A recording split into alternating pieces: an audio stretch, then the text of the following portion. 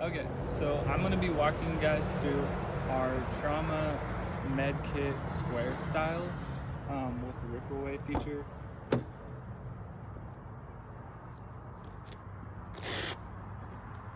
So the kit's pretty light. It's all together about 2.5 pounds. Not quite though. This kit opens up with everything laid out right here in front of you when you grab it. First off, in this zipper compartment, we have heavy gloves for ear protection, CPR mask, and a rescue survival blanket. And then we have some triangular bandages here. You can use them for splinting to secure the devices that I put in here for your use. In a pinch, they could also be used for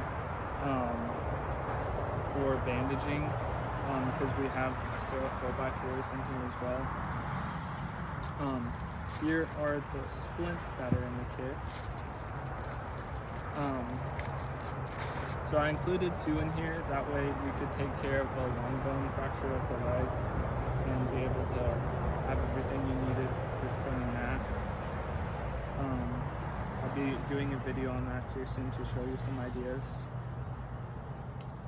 I have also here, pull out the 4x4s. We include 8 4x4s in all of our kits. These are sterile.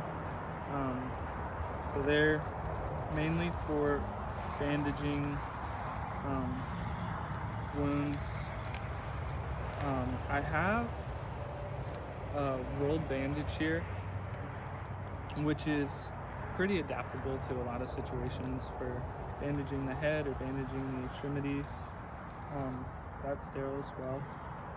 And then I have medical tape here.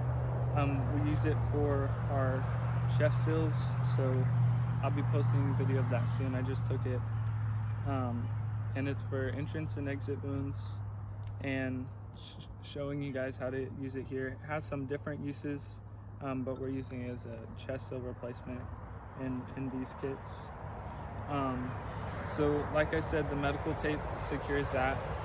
It is medical tape, so it already works for those uses, but it's also waterproof as well, so it tends to be a little bit more adhesive than even the normal medical tape, and can conquer a little bit more.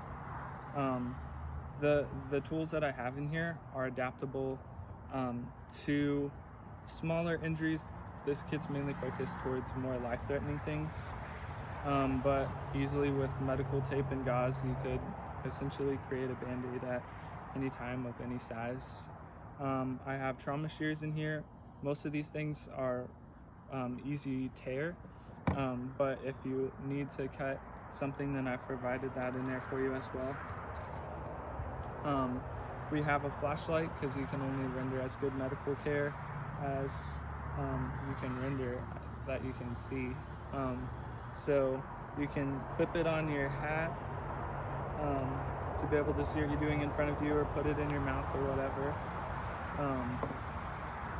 and render the medical care needed.